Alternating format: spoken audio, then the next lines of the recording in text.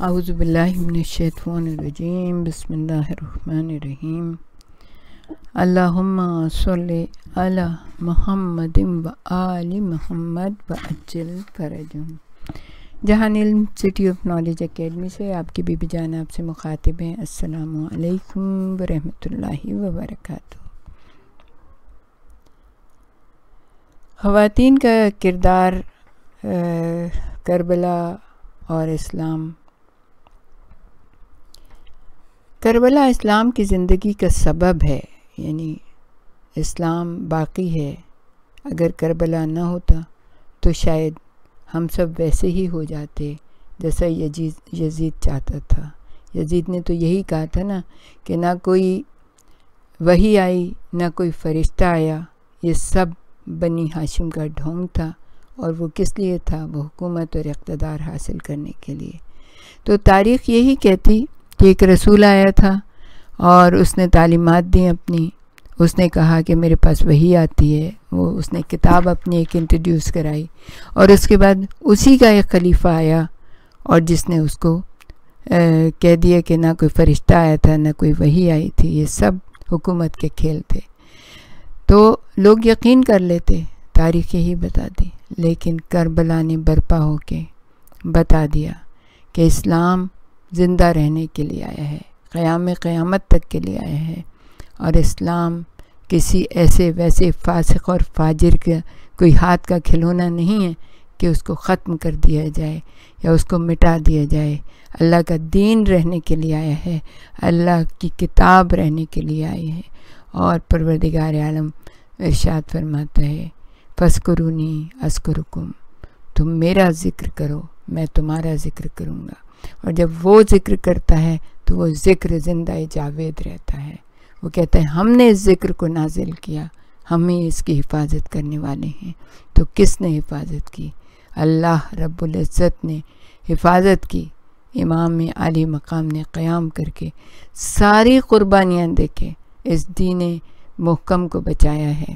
اب ہمارا فریضہ ہے، اور سب سے بڑا فریضہ خواتین کا فریضہ ہے، کیونکہ ان کی گودوں میں وہ نسل پروان چڑھ رہی ہوتی ہے کہ جو اس دین کو لے کے آگے چلے گی، جو امام کی منتظر ہوگی، جو امام کے آنے پہ لبیک کہے گی۔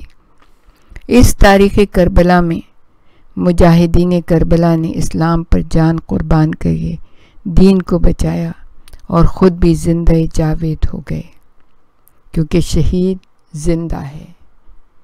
یہ پروردگار عالم نے قرآن حکیم میں ارشاد فرمایا ہے، خبردار گمان بھی نہ کرنا کہ وہ مردہ ہیں، بلکہ وہ زندہ ہیں اور اپنے رب کے ہاں سے رزق پاتے ہیں۔ اس محاذ پر کام کرنے والے مردوں کی عورتیں بھی برابر کے حصے دار تھیں، وہ خواتین جن میں انسانیت کی تمام خوبیاں اور فضائل جمع تھے۔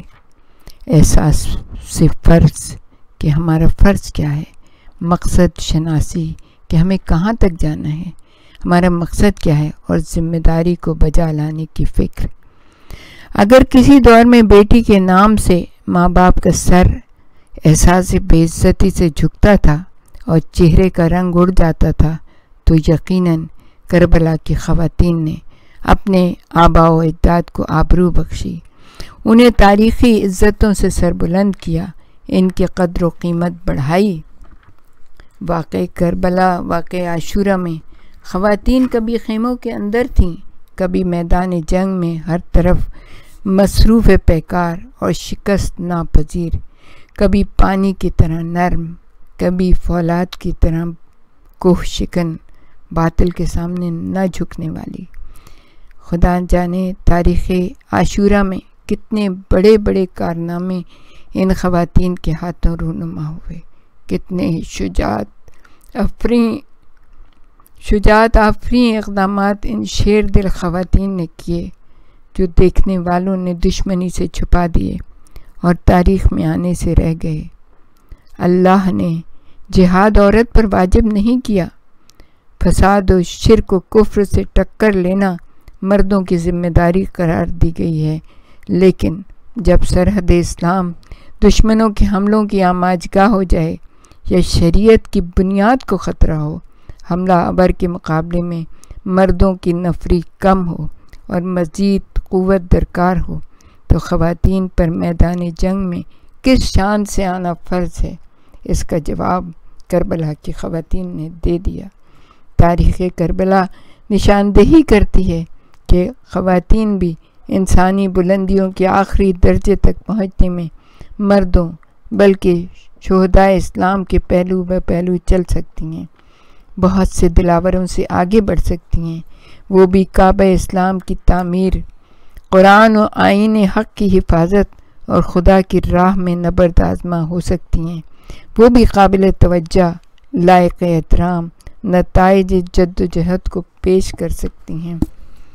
عزیزان گرامی، تصور کیجیے گا کربلا کی خواتین نے جو کردار ہمیں دکھایا ہے، جو عمل کر کے دکھایا ہے، اگر آج دین اسلام کو ماننے والی اور تشیع کو ماننے والی خواتین اپنے عزم و کردار سے اپنے آپ کو بہتر سے بہتر بنانے کی کوشش کریں، عمل کے میدان میں اتریں، اپنی نسل کو بہترین امام کا جو ہے ساتھی بنانے کی جد و جہد کریں، تو کیا ان کا شمار کربلا میں جہاد کرنے والی خواتین سے کم ہوگا؟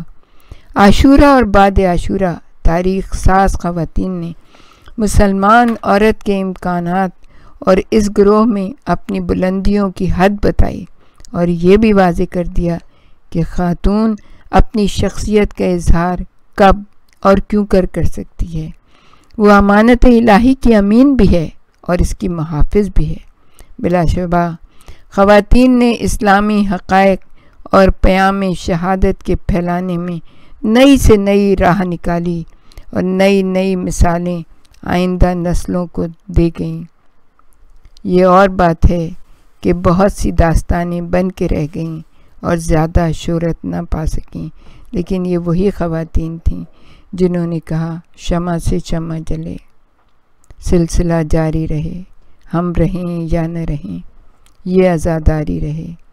دراصل ان عظیم خواتین کے بارے میں تاریخ میں جو کچھ ہے، جو کربلا میں انہوں نے انجام دیا کارنامہ، وہ معجزہ نہ صحیح تو کرامت ضرور ہے، کیونکہ دشمنوں کی جو منصوبہ بندی تھی اس کی بنیاد ہی یہ تھی کہ اسلام، امام حسین، واقعہ کربلا اور بعد کربلا کا نام و نشان بھی باقی نہ رہے، لیکن خواتین نے بتا دیا کہ جب تک وہ زندہ ہیں، جب تک ان کے ایک بھی فرد زندہ ہے، قوم تشیع کا امام حسین کا نام بھی باقی رہے گا، ان کا کام بھی باقی رہے گا، اسلام بھی باقی رہے گا، اللہ کا دین قرآن بھی باقی رہے گا، اور یہ نسل قیام